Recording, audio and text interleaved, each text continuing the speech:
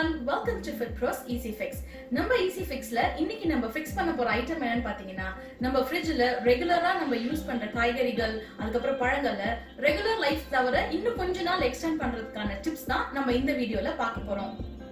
இந்த current Covid சிச்சுவேஷனால நம்ம அடிக்கடி வெளியிலயும் போக முடியறது இல்ல. ஒருவேளை வெளியில போனாலும் நம்ம தேவையான காய்கறிகளை நம்ம அதிகமான குவான்டிட்டியில வாங்கி நம்ம ஃப்ரிட்ஜ்ல ஸ்டோர் பண்றோம். அதை அப்படியே யூஸ் பண்ண முடியுதா இல்ல யூஸ் பண்றதுக்கு முன்னாடியே பாதி பொருள் வந்து கெட்டு போயிடுது. சோ அது மாதிரி நடக்காம வாங்குற காய்கறிகள் இன்னும் கொஞ்ச நாள் ஃப்ரிட்ஜ்ல வந்து இன்னும் கொஞ்ச நாள் நல்ல லைஃபோட ஒரு ஃப்ரெஷ்ஷா இருக்கிறதுக்கான டிப்ஸ் தான் நம்ம இந்த வீடியோல பார்க்க போறோம். நம்ம ஈஸி ஃபிக்ஸோட ஃபர்ஸ்ட் ஃபிக்ஸ் யாருன்னு பாத்தீங்கன்னா, நம்ம ரெகுலரா யூஸ் பண்ற வெஜிடபிள்ஸ் தான். வெஜிடபிள்ஸோட லைஃப் பாத்தீங்கன்னா ஒரு 7 days தான் ஃப்ரெஷ்ஷா இருக்கும். அதுக்கப்புறம் போக போக அப்படியே வாட ஆரம்பிச்சிடும். சோ நம்ம வெஜிடபிள்ஸ்க்கு அட்லீஸ்ட் ஒரு 15 days வரைக்கும் லைஃப் கொடுக்குற ஆள் யாருன்னு பாத்தீங்கன்னா இந்த பேப்பர் டவல் தான். இந்த பேப்பர் டவல் இப்ப இல்லாத வீடே கிடையாது. சோ நம்ம வாங்குற வெஜிடபிள்ஸை நல்லா வாஷ் பண்ணதுக்கு அப்புறம் இந்த பேப்பர் டவல் நம்ம என்ன பண்ண போறோம், ஒரு சின்ன பேப்பர் டவலை பிச்சுட்டு இந்த மாதிரி சைஸும் எடுத்துக்கலாம். இல்ல நீங்க நிறைய வெஜிடபிள்ஸ் வாங்குறீங்கன்னா இதோட பெருசா எடுத்துக்கிட்டு உங்க பேக்ல இத ஃபர்ஸ்ட் போட்டுட்டு அதுக்கு மேல காய்கறிகளை போட்டு ரேப் பண்ணி நம்ம ஃப்ரிட்ஜ்ல வச்சோம்னா 15 daysக்கு காய்கறிகள் ஃப்ரெஷ்ஷா இருக்கும். நம்ம அடுத்ததா பார்க்க போற ஈஸி ஃபிக்ஸ் என்னன்னு பாத்தீங்கன்னா, நம்ம ரெகுலரா யூஸ் பண்ற பச்சை மிளகாய். பச்சை மிளகாயை நீங்க எப்போ ஃப்ரிட்ஜ்ல ஸ்டோர் பண்ணும்போது ஒரு பிளாஸ்டிக் கண்டெய்னர்லயும் ஸ்டோர் பண்ணலாம், இல்ல ஸ்டெயின்லெஸ் ஸ்டீல் கண்டெய்னர்லயும் ஸ்டோர் பண்ணலாம். ஃபர்ஸ்ட் அதே மாதிரி இந்த பேப்பர் டவலை போட்டுட்டு அதுக்கப்புறம் பச்சை மிளகாயை காம்பு கிள்ளி உள்ளார போடுங்க. ஏன்னா காம்பு கிள்ளினாதான் பச்சை மிளகாய் கிறிஸ்பா இருக்கும், நிறைய நாள் பழுத்தும் போகாம ஃப்ரெஷ்ஷா இருக்கும். காம்பு கிள்ளி போட்ட பச்சை மிளகாய்க்கு மேல இன்னொரு பேப்பர் டவல் மூடி ஃப்ரிட்ஜ்ல வச்சீங்கன்னா அட்லீஸ்ட் ஒரு 15 to 20 days பச்சை மிளகாய் கிறிஸ்பா இருப்பாரு. நம்ம அடுத்து பார்க்க போற ஈஸி ஃபிக்ஸ் என்னன்னு பாத்தீங்கன்னா, நம்ம சமையல்ல டெய்லி யூஸ் ஆகுற கருவேப்பிலை. கருவேப்பிலை இல்லாத சமையலே கிடையாது. சோ நம்ம வாங்குற கருவேப்பிலை அட்லீஸ்ட் 30 daysக்கு ஃப்ரெஷ்ஷா வர்றதுக்கான டிப் என்னன்னு பாத்தீங்கன்னா, இந்த ஸ்டெயின்லெஸ் ஸ்டீல் பாக்ஸ்.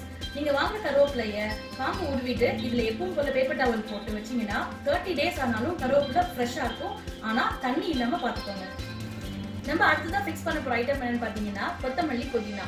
கொத்தமல்லி புதினா எப்போ வாங்கிட்டு வரும்போதும் தண்ணி இல்லாம நல்லா தொடச்சிட்டு ஒரு பேப்பர் டவலால நம்ம நல்லா ரேப் பண்ணிட்டு அப்புறமா நீங்க பேக்ல வச்சாலும் வைக்கலாம், இல்லைன்னா ஒரு பிளாஸ்டிக் பாக்ஸ், ஒரு பிளாட்டான பிளாஸ்டிக் பாக்ஸ்ல போட்டு வைக்கலாம்.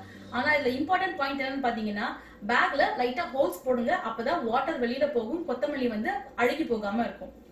இது வரைக்கும் நம்ம எந்தெந்த வெஜிடபிள ஃப்ரிட்ஜ்ல வைக்கலாம்னு பார்த்தோம். ஆனா சில வெஜிடபிள நம்ம ரூம் டெம்பரேச்சர்ல வச்சாதான் ஃப்ரெஷ்ஷா இருக்கும். அதுல ஃபர்ஸ்ட் என்னன்னு பாத்தீங்கன்னா, நம்ம வாங்குற வெங்காயம். வெங்காயத்துக்கு எப்பவுமே ஒரு டார்க்கான சரௌண்டிங் இல்லைன்னா ஒரு டார்க்கான ரூம் டெம்பரேச்சரான இருக்கிற இடம் தான் அவருக்கு ரொம்ப பிடிக்கும். சோ உங்க ஷெல்ஃப்ல டிராஸ் ஏதாவது இருந்ததுன்னா உங்க வெங்காயத்தை நீங்க டிரால போட்டு வைங்க. அப்பதான் வெங்காயம் கெடாம இருக்கும், முளைச்சியும் வராம இருக்கும். நம்ம ரூம் டெம்பரேச்சர்ல இருக்கிற மத்த காய்கறிகள் என்னன்னு பாத்தீங்கன்னா, தக்காளி பழம். தக்காளி பழம் வந்து நீங்க ரூம் டெம்பரேச்சர்ல அதாவது கவுண்டர் டாப் மேல வச்சீங்கன்னா நல்ல பழுக்கவும் ஆரம்பிக்கும், தக்காளி நல்லா இனிப்பாவும் இருக்கும். அதே போலதான் உருளைக்கிழங்குக்கும். உருளைக்கிழங்கை எப்பவுமே ஃப்ரிட்ஜ்ல வைக்காதீங்க. உருளைக்கிழங்கு எப்பவுமே ரூம் டெம்பரேச்சர்ல வெளியே கவுண்டர் டாப் மேலதான் இருக்கணும். நம்ம அடுத்ததான் நம்ம ஃப்ரூட்ஸ் பத்தி பார்க்க போறோம்.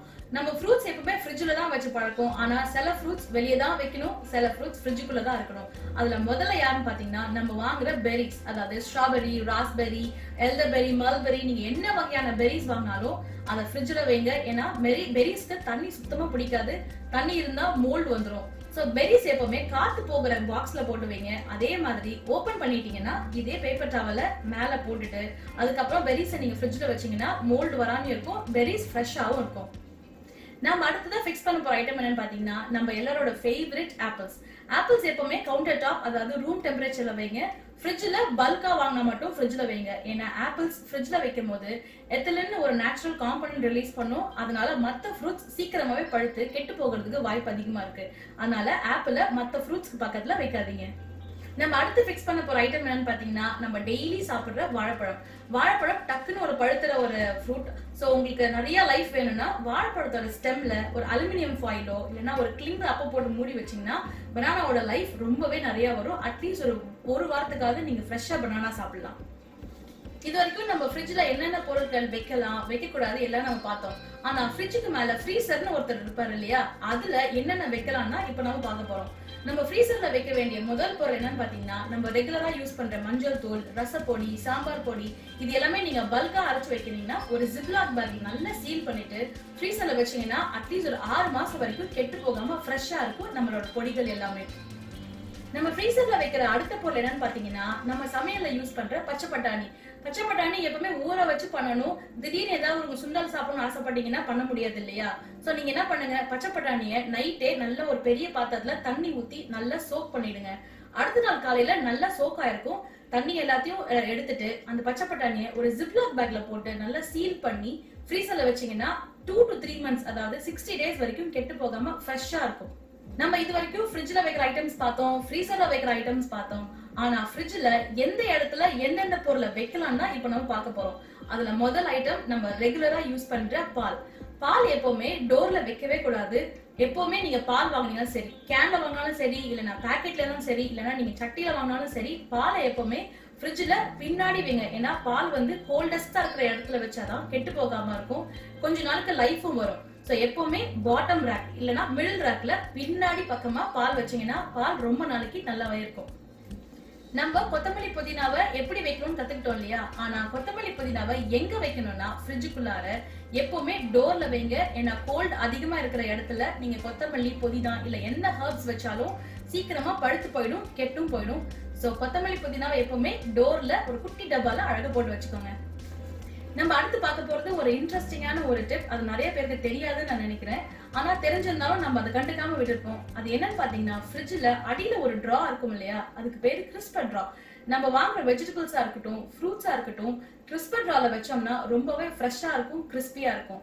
ஒரு லேட்டஸ்டான ஃப்ரிட்ஜ் நீங்க பாத்தீங்கன்னா வெஜிடபிள்ஸ்க்கும் ஃப்ரூட்ஸ்க்கும் ஒரு டேஷ் கொடுத்துருப்பான். அது எப்படின்னா, நீங்க வெஜிடபிள்ஸ்னா ஃபுல்லா க்ளோஸ் பண்ணி வச்சுக்கலாம், ஃப்ரூட்ஸ்னா ஃபுல்லா ஓப்பன்ல வச்சுக்கலாம். சோ அந்த கிறிஸ்பர் டிரால நீங்க உங்க ஃப்ரூட்ஸ் அண்ட் வெஜிடபிளை சேவ் பண்ணீங்கன்னா லைஃப் நிறையவே வரும். அட்லீஸ்ட் ஒரு 15 டேஸ்க்காவது ஒரு ஃப்ரெஷ்ஷான வெஜிடபிள் அண்ட் ஃப்ரூட்ஸ் நீங்க சாப்பிடுவீங்க. நம்ம அடுத்து பார்க்க போறது ஜிப்லாக பத்தி. இப்ப ரீசெண்டா இந்த ஜிப்லாக் நிறைய பேர் யூஸ் பண்றோம்.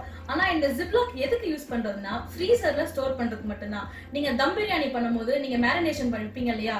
சோ அந்த மேரினேஷனுக்கோ இல்லனா மீட் சேவ் பண்றதுக்கு தான் ஜிப்லாக் யூஸ் ஆகணும். ஒருவேளை நீங்க வெஜிடபிள்ஸ்க்கு யூஸ் பண்றீங்கன்னா ஜிப்லாக்ல எப்பவுமே இந்த ஜிப்பர் இருக்கும் இல்லையா? இந்த ஜிப்பரை பாதி ஓபன் பண்ணி வைங்க. அப்பதான் காய்கறிகள் பிரீத் பண்ண முடியும், தண்ணி சேராது, தண்ணி சேர்ந்தா கெட்டு போகாம இருக்கும். சோ எப்பவுமே ஜிப்லாக்ல ஒரு பேப்பர் போட்டு ஜிப்பை ஓபன் பண்ணி வச்சீங்கன்னா லைஃப் நிறையவே வரும். இந்த ஜிப்லாகோட இன்னொரு இன்ட்ரெஸ்டிங்கான ஃபீச்சர் என்னன்னா, நமக்கு ஐஸ் பிளாக்காவும் யூஸ் ஆகும். நம்ம ஊர்ல அடிக்கடி கரண்ட் கட் ஆகுது இல்லையா? சோ கரண்ட் கட் ஆகிற நேரத்துல உங்க ஃப்ரிட்ஜ்ல இருக்க டெம்பரேச்சர் மெயின்டைன் பண்றதுக்கு இது ரொம்பவே யூஸ்ஃபுல்லா இருக்கும். அது எப்படின்னா, இந்த ஜிப்லாக்ல நல்லா தண்ணி ஊத்தி ஃபுல்லா சீல் பண்ணிட்டு ஃப்ரீசர்ல போட்டு வச்சுக்கோங்க. ஒரு 4-5 பேக்ஸ் நீங்க போட்டு வச்சீங்கன்னா கரண்ட் கட் ஆகும் போது இதை எடுத்து உங்க பாலுக்கு பக்கத்துலயோ இல்ல ஃப்ரூட்ஸ்க்கு பக்கத்துலயோ வச்சீங்கன்னா ஃப்ரிட்ஜோட டெம்பரேச்சர் அட்லீஸ்ட் ஒரு ஃபியூ ஹவர்ஸ்க்கு மெயின்டைன் ஆகும். உள்ள இருக்கிற வெஜிஸ் கெட்டு போகாம ஃப்ரெஷ்ஷா இருக்கும். இது வரைக்கும் நான் சொன்ன டிப்ஸ் எல்லாமே உங்களுக்கு யூஸ்ஃபுல்லா இருக்கும்னு நினைக்கிறேன். உங்களுக்கு ஏதாவது டிப்ஸ் தெரிஞ்சிருந்தா கமெண்ட் பாக்ஸ்ல என் கூட ஷேர் பண்ணுங்க, நானும் அதை ட்ரை பண்றேன். இந்த வீடியோ உங்களுக்கு பிடிச்சிருந்ததுன்னா மறக்காம லைக் பண்ணுங்க, ஷேர் பண்ணுங்க, சப்ஸ்கிரைப் பண்ணுங்க. நான் இன்னொரு ஈஸி ஃபிக்ஸ் வீடியோல உங்க எல்லாரையும் சந்திக்கிறேன். Until then, bye from Archana. Tata.